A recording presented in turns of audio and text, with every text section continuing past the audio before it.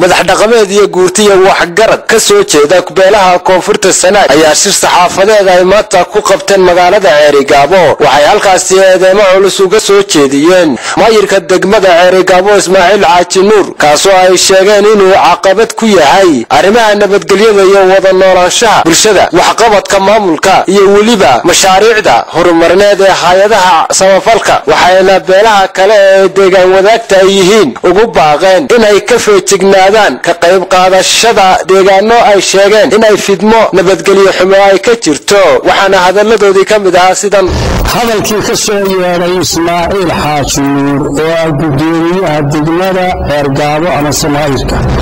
oo waxa ka jirta nabadgelyo iyo horumar ka jira degmada Ceerigaabo waxba kale ay jiraan degmaduna waxba ma qabtee isaga waxba ka dhaqaaqila yihiin هذا صار كي ما دا وصجع وحبك كودي كرين نبتقلي حمد منك على كسقطة والصجع لا يدو على وحيلان هاي دام لقبت دام لقبت الملأ مركان دامين الصوغات وهذا كان سبيل كده عيسى عن الله على اليانية يا أحمد خير يا كيسعد علي والله اللي أحمد خير وكل عشرين عنده كمان طليو وقتنا استغلوا المايو وحن كتليا عشرين markii ay sida noqoto kuma walahan markii beeshiisa ay diigeysatay oo dhaawac geysatay dhinaca kale ayuu ka soo jeestay isagoo cod iyo uudba kaga qayb galay Ismaaciil Caaji Nuur isagoo mooyuu halkii ciidanku joogeentii yimi aan xitaa oran wada raalli ahaa taasida idinsiga la madaxdii gobolku ahaaye intii halka dib uga noqday shalayna uu ku dhawaaqay nabadgelyo ka jirta wax nabadgelyo oo Ceerigaabo ka jirta ma jirto sida uu balasaanku ku warbixiyay weeye sida taliya qaybta ku warbixiyay weeye sida taliya qaybta militariga ku warbixiyay weeye sida amaanduulu uga warbixiyay weeye hadaan nahay beesha buubaanti ama Naaliya Axmed diyaar waxaan u nahay sida aan uga ballan qaadnay balasaanka iyo madaxda gobolka ee kale inaan ilaalino nabadgelyada annagu laga Ceerigaabo hadaan jiritaan aragnay oo joogno ognahay inta uu sheegay maayarku kama jirto horumar iyo nabadgelyo kuma hayno haddii inta uu sheegayna waa in ku kooban gurigiisa beerigiisa oo xafiiska fadhiya la qabo xafiiska nabadgelyo lama qabo horumarka lama qabo magaalada dacwa wadooyinkeeda la hagaajiya Ceerigaabo hadda taqaaneen iyadoo biyo macaan cabta biyo qaraar bay cabtaaceel isaga iyo faamiligiisa ay qabteen Ceerigaabo biyo laga qadaad iyo eel weera Ceerigaabo haddaan maamulku si degdeg ah wax uga qaban sidan ay ku jirto si soconayso maaha waxa jabay heshiiskii 93 beelo ku wada deegaan afarta beelood beelaha qaar baa jabiyay beelaha ay ku jaban yihiin baanu ka midnahay waxaanu ku heshiinay deegaanka marka la isku soo noqdo ay waliba digo iyo dambas ku keenay yeesho Ismaaciil Caaji Nuur oo magaalada maayarka ahi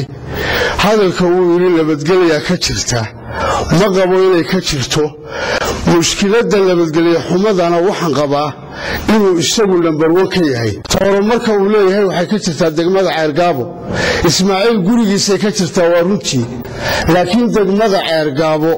ilaahayna uu arkaa ummaduna way aragtaa xukuumaduna way aragtaa aafo qaran oo mushkiladaha baa haysata degmada Ceerigaabo waana maayarka barasaabka waanu mahadnaqayaa iminka jooga runtii uu dadaalaya laakiin isaga iyo barasaabadii ka horeeyayba iyo xukuumadda kale ee gobolka joogta waxay ka shaqeyn lahayd isaga xukuumadda waxa la arkaa waxa laga qabto adigoo dabatooda hadalkii ka soo yeeray Ismaaciil Caaji Nuur Faarax wuxuu yiri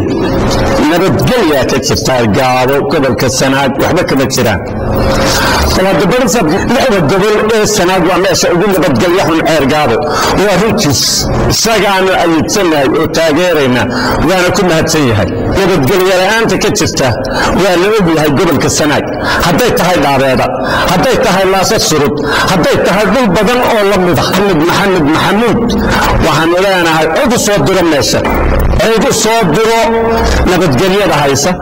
hadalka uu maayirku ka yiri degmada Ceerigaabo oo uu yiri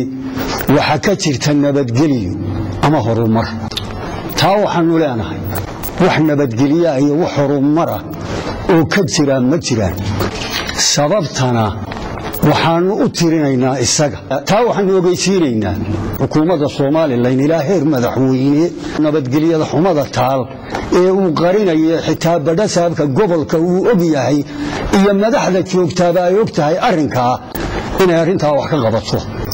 waxaanu leenahay annagu haddaanu beeshaanahay xukuumadda xagga badhasaabka jooga gobolka wixii uu qabtay waa ognahay waana ugu mahadnaqaynaa hadalkii maayirku halkaa ka yiri wax jira maaha wax nabadgelya oo maanta Ceergaabo eeriyadeeda yaalla ma jiro waxaanu ka codsanaynaa xukuumaddu inay si degdeg ah ay wax uga qabato arrintaa waxaan golaha deegaanka ugu baaqaya in ay shiikha maanta noqday qabdarlaha dagaalka in ay fariistaan oo ay ridaan ka qaadaan xasaanad si beeruhu ay kala nabad galaan waxaan kaloo baaqanaan qayb ka siinaya beeshan habar yoonis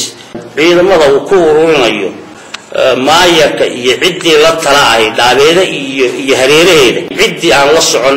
ee nabadgelyada gacan siinaysa inay kala baxaan inamadooda iyo ciddii kaga jirta waxaan ku rabnaa dhulkayagii